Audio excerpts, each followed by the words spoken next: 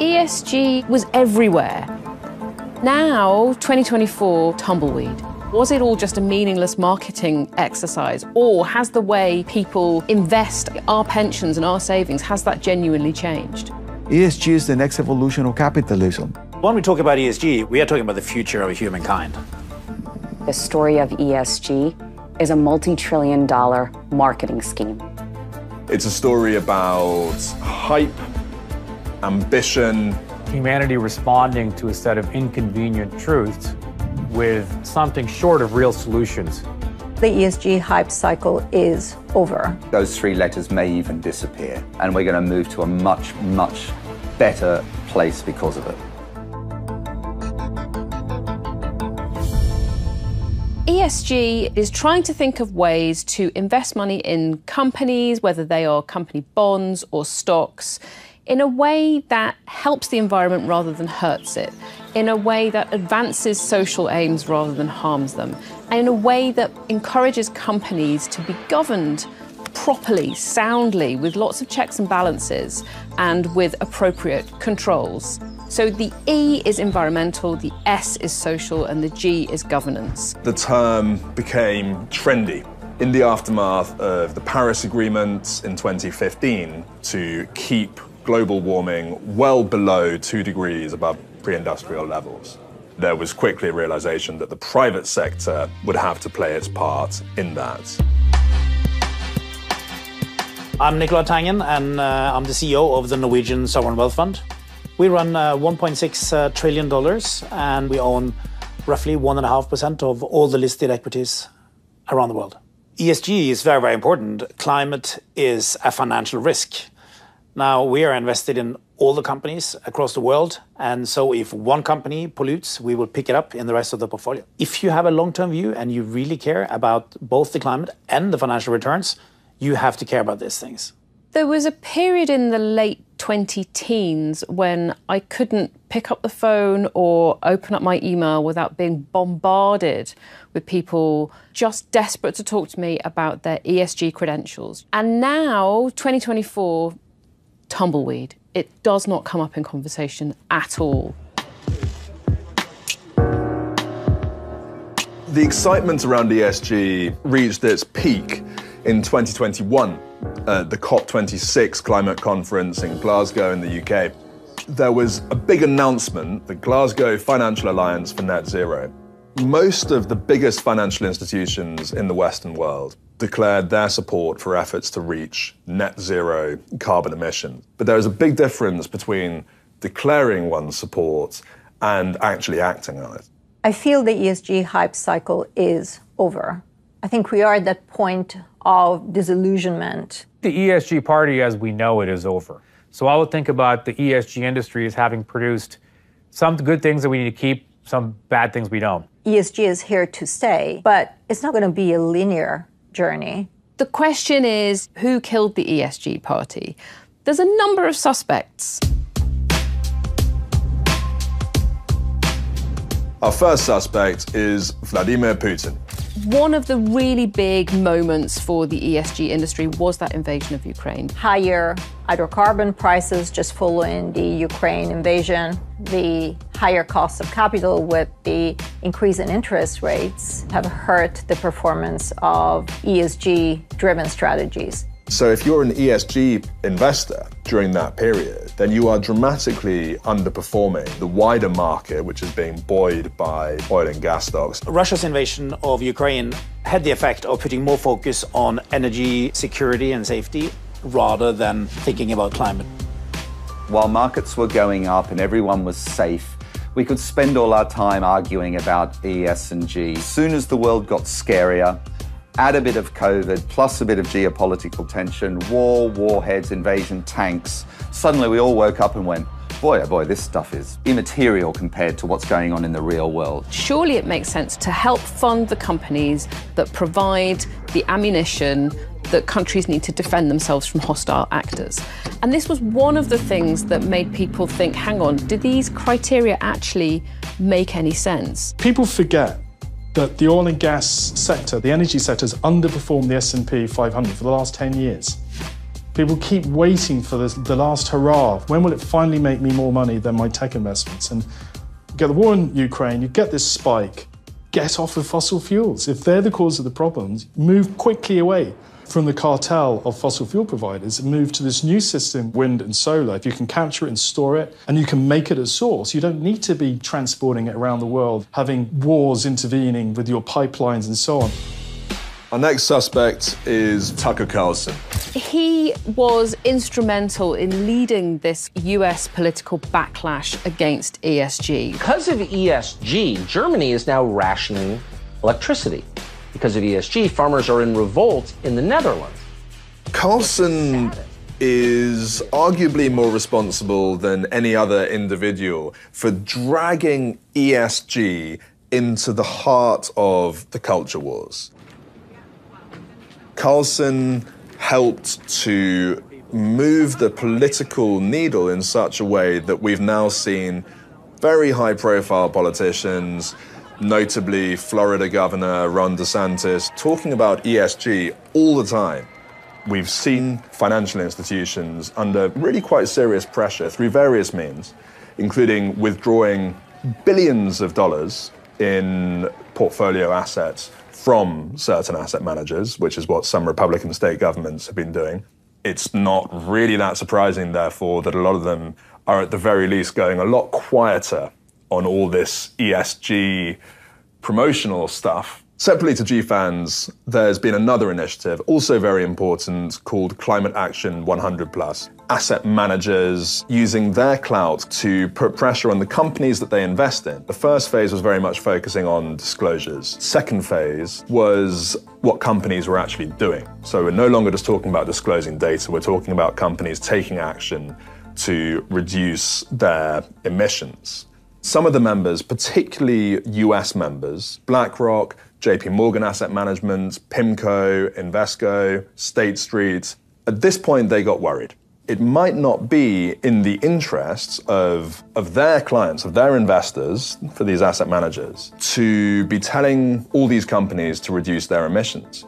BlackRock, which is by far the biggest asset management company in the world, became a central part of this story, partly due to the role played by its chief executive, Larry Fink. There was a period when he seemed to be arguably the most prominent standard bearer for ESG. Larry's vision around how we can use the gears of capitalism to fix its own shortcomings. Capital starts to flow towards more responsible providers in society. This was all a very alluring thesis because you make money and you improve the world at the same time. BlackRock and Larry Fink in particular became really central targets for those political and media attacks, especially from the right. BlackRock has certainly become less vocal around ESG. In fact, Larry Fink now says that he prefers not to use that term. Do I think he's one of the bad guys? I don't. They've created some of the biggest clean energy funds in the world that are making money for their investors. That's their job. They do that very, very well. There was a lot of pressure on him politically. Yeah, and did he fold a little bit? Yes, he did. But I think anybody under that kind of pressure would have responded in the same human way. In 2022, Northern Trust put out one of its regular surveys to get an idea of what the priorities are for asset managers. And in 2022, at the start of that year, before Russia's invasion of Ukraine, ESG was top of the list. 2024, it has absolutely dropped down the list. In Europe, there is far more support from government regulations. Public opinion is probably more positive on sustainability. The oil and gas industry is simply a bigger part of the economy in the US than it is in Europe. There is a much higher proportion of the population in the US who question the science of climate change. The change we've seen in the US is worrisome because there is less focus on the climate initiatives that the companies take. It has not changed the way we do our business. We have roughly 3,000 meetings with companies every year. We would discuss governance and, of course, also climate. We vote at roughly 12,000 AGMs every year on 120,000 proposals. Even though we only account for 1.5% of all the votes in the world, we also see that we have roughly an additional 3 percentage points of kind of additional influence, i.e. other shareholders who follow what we do. And we've also seen, in terms of the flows of money, we've seen bigger changes in the US than in Europe. Some in the asset management industry saw the rise of ESG as a great opportunity. Inflows into ESG funds were really, really strong on both sides of the Atlantic. In the first quarter of 2024, we still saw inflows into sustainability-focused funds in Europe to the tune of something like $11 billion, whereas in the US, it was the single worst quarter that Morningstar has recorded. Nearly $9 billion came out of sustainability funds. E, S, and G are three letters that do not leave your mouth if you are on marketing trips across various states in the US, if you're an asset management firm. Do I think the big asset managers helped end the party? No. I think big asset managers smell the wind, and if they think there's a backlash, they'll be very, very fast to change course. Tariq Fancy, previously the Chief Investment Officer for Sustainable Investing at BlackRock, has since become a vocal critic of the approach to ESG that's been taken in large parts of the asset management and financial industry. The ESG thesis around society improving because companies discover social purpose, it's a free market self-corrects thesis. Right? It's a neoliberal, the free market will figure this out because people will have new data frameworks and companies will start to do the right thing on their own. If you're a consumer-facing brand, it's not a good idea to have a supply chain issue with slave labor. But for the majority of the companies in the economy, it doesn't really matter. The reality is they're going to do whatever the cheapest thing they can do is, and they're going to do that within the rules.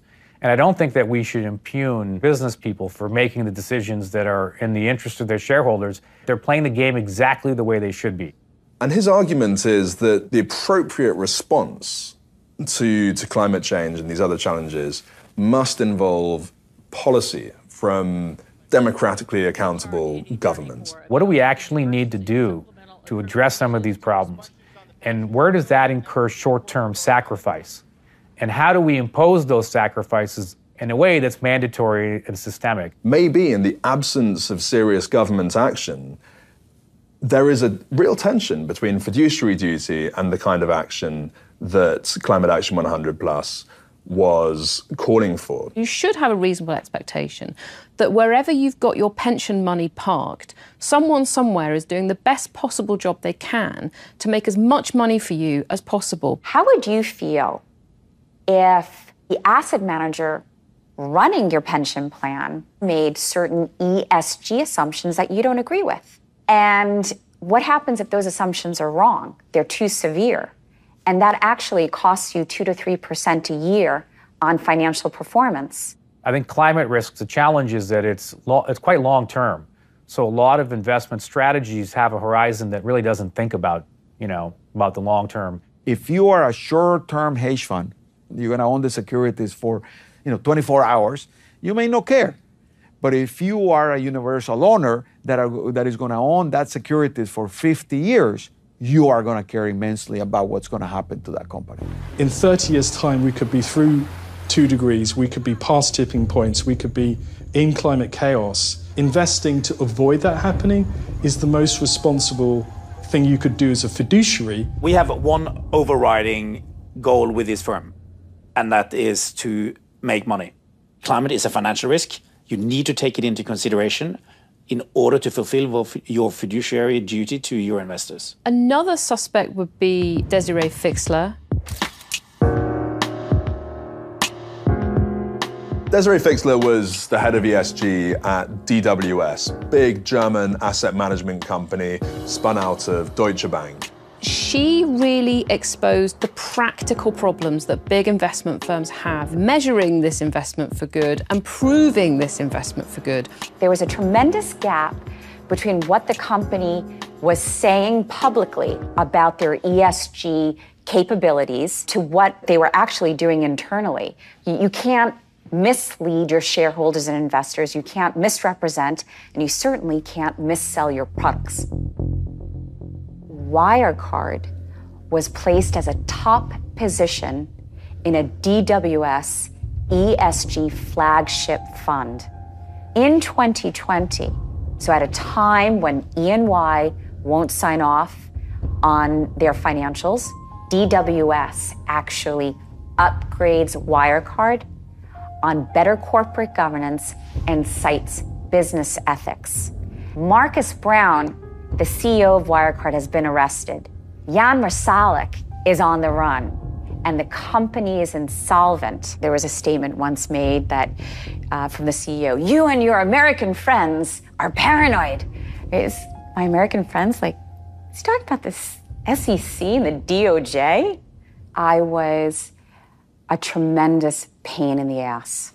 I just didn't stop. And finally, at my last board meeting, I pretty much banged on the table that these are urgent issues. It was a matter of a few weeks later, I got fired. I knew that greenwashing was absolutely pervasive in the market. ESG became a huge marketing tool for other asset managers. I knew that most of the claims out there were bullshit. I decided to go public. I had documents, I had evidence. It's really been one of the most impactful whistleblower allegations. There was a high-profile raid by authorities in Germany on a DWS office. DWS dramatically reduced the quantity of assets that it claimed to manage under ESG principles. I know that I definitely contributed to killing this ESG party. One of the biggest problems with ESG is, how do you measure this stuff? That's created an opportunity for ratings and index providers, the biggest of which in the ESG space is a company called MSCI. So an ESG rating is an opinion, how those variables will impact the financials of that company. The way that I want to measure it will almost certainly be different from the way that you would want to measure it. We're going to arrive at different opinions. We're going to arrive at a different rating. Because we're not just talking about climate stuff, we're also talking about social stuff and governance stuff. Different ways of measuring virtue come up with different results. It is something that will develop over time.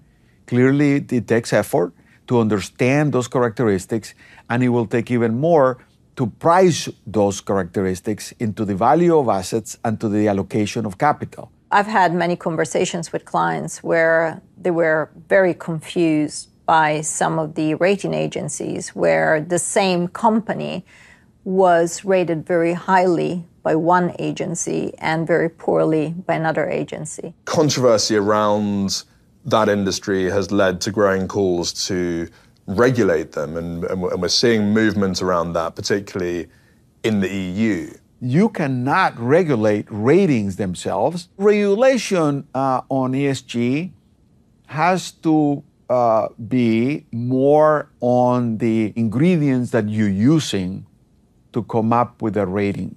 If I'm an investor and I look at an opinion by MSCI and I look at opinion by others, and then I form my own opinion, that's a richer world than simply somebody giving it to you directly. When you go buy a product in a supermarket, it's gonna tell you what the ingredients, how much salt they have, how much sugar, how much fat and other sources. You're not gonna tell people whether they should eat a sausage.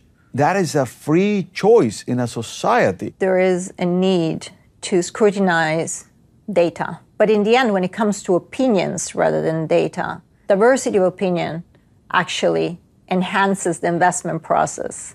It's not really possible to prove whether a company is completely green. What if the product that it produces is green, but that further down the supply chain, the other companies that it relies on, what if they don't quite meet the same criteria? What if they're not quite as virtuous as the ultimate company that an investor is choosing to invest in? ESG is an umbrella term, and it means many different things to different people. It can be a risk management feature, how the outside changing world might affect the company you're investing in. It can also mean how the company you're investing in affects the outside world. The idea was that you take E, S, and G factors into consideration when you look at a stock or a bond or an asset. But that morphed in people's minds to thinking that ESG is a measure of a company's goodness, Does it do the right thing by the environment? Does it have a nice culture? Is its governance any good? And if I buy a company with a good ESG score, I'm buying a good company. That is nonsense. ESG is not about doing good. It's about being a long-term, sensible investor. If you're a long-term shareholder and you care about financial returns, you need to care about the climate as well. Because the climate effect, for instance, on inflation is stronger than it's ever been before. We see it in harvests, we see it in reinsurance premiums. You need to care about executive pay because you want to have a sustainable situation. You need to care about diversity at board level because those boards with better diversity generally perform better. What does climate have to do with like labor laws in a certain country, or diversity and inclusion? So an alert system morphed into an investment strategy. Those are two very different concepts. One is risk management. The other one is positive impact. If something has an ESG label on it, my mum will think it must be full of good companies. No, I might go into a client and show them a company that they think is bad. And they'll go, you've got an oil company or an airline or a cement company in your portfolio. It's got a low ESG score. Why is that? And I'll say, well, it's so cheap that it takes those risks into consideration and we think it's an attractive investment. I'm using definition 1, they are using definition 2, and we don't understand each other. And that is a fundamental problem that is still around in the industry. It was sort of smashing together a bunch of things that are unrelated so that you can have a very simple single indicator of virtue while minimizing tracking error, against an index. And the goal is ultimately, if you could figure out how to take your product and make a few changes such that the return dynamics are the same or very similar, but you have a slightly greener basket, right? Which might just mean, as we saw, underweighting fossil fuel players and then overweighting tech companies. And what Wall Street played on, dressing up risk management products on well-run companies, investors were thinking they were investing in portfolios that were offering environmental and social benefits. That wasn't the case at all. Our final suspect is Stuart Kirk. Stuart Kirk worked as an FT journalist and then went on to work as the head of responsible investing at HSBC Asset Management. And he was in that role when he came to give a short speech at an FT Moral Money conference in London. Sharon said, "We are not going to survive." And indeed, no one ran from the room. In fact, most of you barely looked up from your mobile phones at the prospect of non-survival. The Sharons and the Mark Carneys of this world need to tell us why prices are going up with our own demise. I was in the room when he made that presentation. It did go down like a cup of cold sick. He did open up a conversation around the inconsistencies that are inherent in ESG that wasn't previously there. So he has to take a share of the blame here, I'm afraid. And I don't think he imagined that it would gain quite as much momentum as it did or lose him his job. To be suspended straight away is discombobulating. I still have not to this day spoken to any of my colleagues. Horrendously stressful for anyone who does this for a living, anyone who's got 4 children, anyone who's got a sensible job and has tried to work hard and do the best they can for their employer, which I've always done. Now, I've been through a lot of bubbles. dot-com bubbles, emerging market bubbles. You could always say stocks were overvalued. I think this is nonsense. Here's another viewpoint. And you would debate it within a firm. Never in my life have I been in a bubble where you could not critique it at all with risk of losing your job. If my sacrifice was worth anything, it was allowing people for the first time to voice legitimate and necessary criticisms of something which needed to be open. And I know that from the thousands of emails I got from people saying, I was also fired for making a mild criticism of ESG. Over the past 200 or 300 years, global growth, global development exploded based on a fossil fuel foundation. We've now realized that fossil fuels are cooking the planet and we have to move as rapidly as possible to the post-fossil fuel age. That's the future.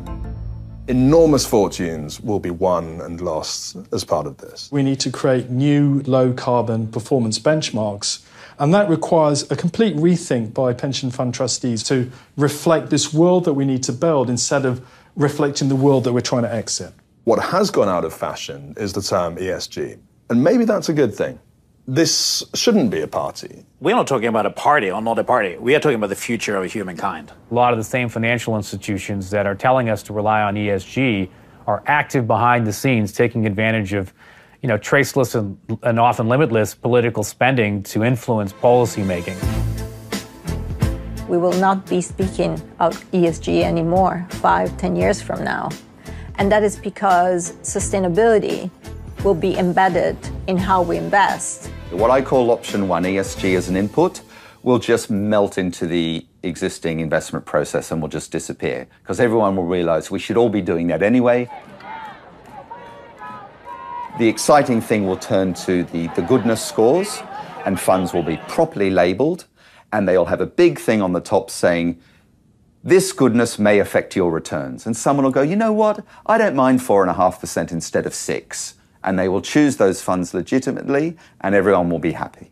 For anybody to think or say that ESG is dead, that ESG is not going anywhere, that it was just a label, that it's just a political philosophy, I'm sorry to say, they're all wrong. We think ESG is about as political as gravity. It's not political. It's about thinking long-term, and it's about thinking about your returns. This is the death knell for fossil fuels, and people holding oil and gas, thinking that this is a long-term growth opportunity, they're going to get caught short. The majority of Gen Z and millennials don't believe in capitalism. Leaders of that system stand up on a stage and they say, we know these are big problems. Climate change is critical. We have to solve them. And they talk about ESG and stakeholder capitalism. And every single year, those young kids who, again, they didn't learn, climate change is real because they watched a documentary years after they left school. They learned it like we learned Newton and gravity, right? So they know it's real. They see the leaders of the system say, oh, it's really important. We're going to do something about this. And every single year, profits keep going up, and the scientists tell us that we're getting further and further behind. There's a significant concern I have that we'll see political instability as people try to overthrow the economic system long before we actually get to 2050, right, and see if net zero actually plays out. There is money to be made from the green transition. It makes perfect sense to put my pension money and yours into green technologies that are going to be used all over the world and that are essential if we're going to get ourselves out of this climate hole. What's important is that serious work is done to really grapple with the challenges and the opportunities that we face. And those who do it right will be surfing the wave of the single biggest economic transformation and one of the biggest opportunities in the whole history of human civilization.